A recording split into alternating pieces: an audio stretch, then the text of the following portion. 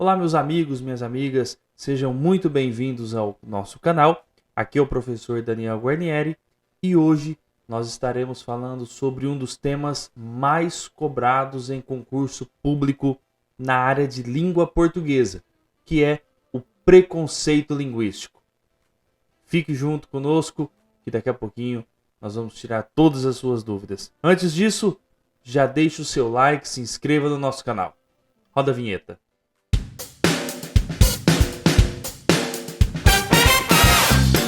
É isso mesmo. Hoje nós vamos trabalhar sobre preconceito linguístico, um dos temas mais recorrentes em concurso público da atualidade. Um tema de língua portuguesa que você precisa dominar, que não é muito difícil.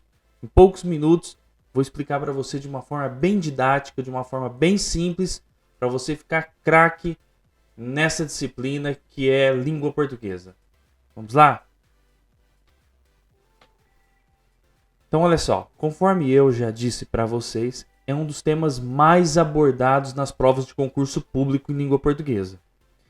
Relativamente recente, o preconceito linguístico se torna uma das principais reflexões em sala de aula.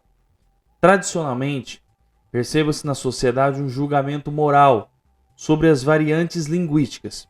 Isso porque uma das variantes da língua, em algum momento, por ser compartilhada por atores sociais dominantes, foi escolhida como correta e denominada como uma variante culta da língua. No entanto, esse processo ele gerou na sociedade como um todo, que é o que Marcos Bagno chamou de preconceito linguístico, pois todas as variantes que fossem a norma culta acabaram por ser marginalizadas, em especial as menos escolarizadas.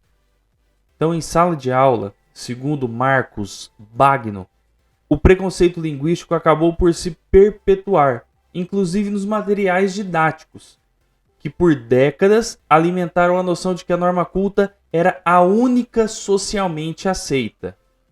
Então, olha só, personagens, por exemplo, como Chico Bento, da Turma da Mônica, e a tia Anastácia de Monteiro Lobato, eram apresentados em sala de aula como exemplos de variação regional, sugerindo que destoava da norma culta. O que eu quero dizer para vocês? Não existe, pessoal, e agora eu quero que você olhe aqui direto para mim. Não existe quem é certo e quem é errado. Não existe quem está com a pronúncia, com a linguística correta e aqui está errado. Existe sim a adequada e a não adequada para determinadas situações, determinadas circunstâncias. E eu vou chegar nesse ponto com você nessa ilustração. Olha só. Aqui nós temos uma ilustração do Chico Bento. Então ele diz aqui, ó: cadê as árvores? Não vi nenhuma no caminho. A outra personagem responde: olha como o rio tá rasinho. Dá até para atravessar ele sem se molhar. O que nós estamos vendo aqui? Nós estamos vendo uma variante linguística regional. Ou seja, o pessoal daquela região que nasceu ali naquele meio tem esse dialético, tem essa pronúncia. Está errado? Está certo? Não, não está errado. Você pode muito bem querer comparar, por exemplo, com toda a questão de gramática, que sim, você vai encontrar diversos erros gramaticais. No entanto, no quesito linguístico, não existe certo e errado. Existe aquilo que é adequado e aquilo que não é adequado. Correto? E nós vamos entender mais a fundo agora. Olha só. Vemos muitos falantes da língua com um discurso de que não sei português, que língua difícil, complicada, já que a eles foi apresentado na escola que só existe um português correto, que é a variante culta. Então, o preconceito linguístico, o que é o preconceito linguístico? Nada mais é do que um juízo de valor negativo àquelas variantes linguísticas de menor prestígio social. Isso é o preconceito linguístico, ou seja, esse juízo de valor negativo. como que isso seria cobrado em prova? E eu trouxe um exemplo para vocês. Olha só.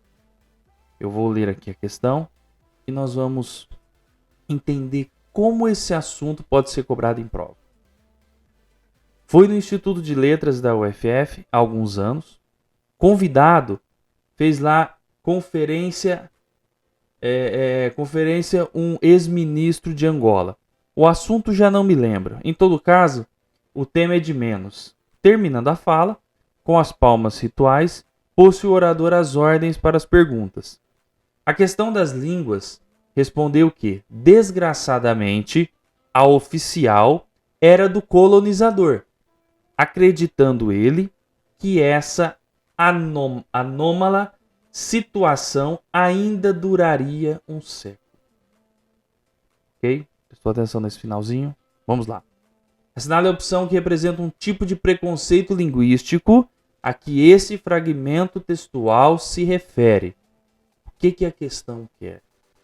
A questão quer que você identifique nessa fala do convidado que estava lá ministrando, correto? A fala dele, onde está o preconceito linguístico nessa fala? Vamos lá, alternativa A. O preconceito socioeconômico, ligado ao fato de membro das classes mais pobres pelo acesso limitado à educação e à cultura, geralmente dominarem apenas as variedades linguísticas mais informais e de menor prestígio. B. O preconceito regional, ligado a um tipo de aversão ao sotaque ou aos regionalismos típicos de áreas mais pobres. C. O preconceito cultural, preso à aversão pela cultura de massa e às variedades linguísticas por ela usadas. D. O preconceito político, referente à imposição de uma língua a falantes de outras línguas. E. O preconceito racial, ligado às manifestações culturais e de outras raças, inclusive a língua considerando atrasadas. Bom, então vamos entender. Primeiro vamos lembrar o que é o preconceito linguístico. O que é o preconceito linguístico? É um juízo de valor negativo. Correto? Há uma variante, né, linguística. Vamos voltar para a questão. Então vamos entender. Olha só.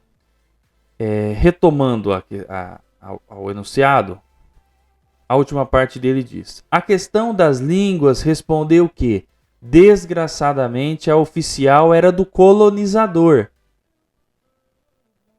Ponto.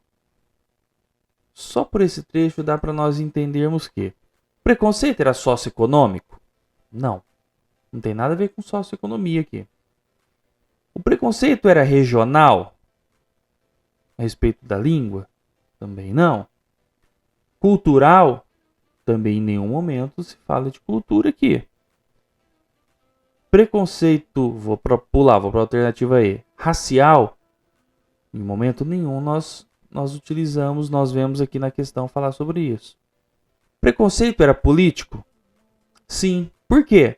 A própria resposta já diz, preconceito político referente à imposição de uma língua a falantes de outras. Olha só a questão. A questão das línguas respondeu que, desgraçadamente, a oficial era do colonizador. Ou seja, houve aqui um preconceito linguístico político referente ao quê? À imposição do idioma. Correto? Vamos apenas para mais um exemplo, para deixar claro como que isso vem caindo em prova. Uma questão de 2020. Um dos objetivos do ensino de língua portuguesa é romper com o chamado preconceito linguístico, como uma das modalidades que enfatizam a convivência e aceitação da diferença. Então, o preconceito linguístico se assenta na ideia de que toda forma de expressão é válida se esta objetivar estabelecer comunicação entre dois ou mais sujeitos. B.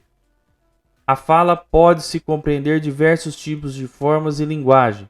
No entanto, a forma escrita sempre deve cumprir a norma correta. C. A fala deve ser trabalhada para que atenda à norma culta da língua portuguesa. Já a escrita pode recorrer a diversos modos e estilos. Bem isso, né, pessoal? Vamos lá. D.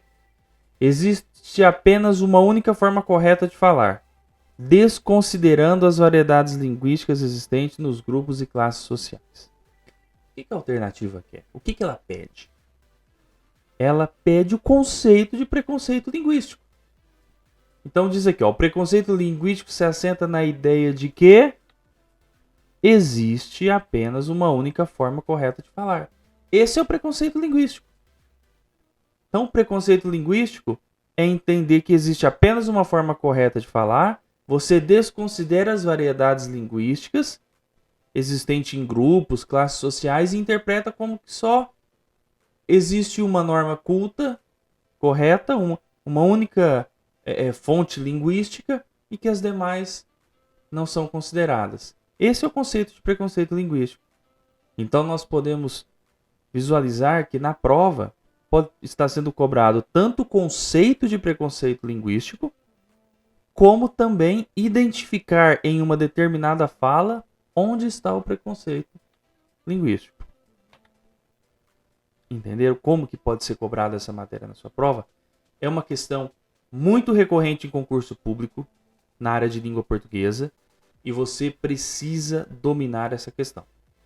É um assunto fácil e que muito provavelmente, se você for fazer um concurso para professor ou se você for fazer qualquer outro tipo de concurso que tenha questões de língua portuguesa, pode se preparar que existe uma grande chance de você se deparar com preconceito linguístico.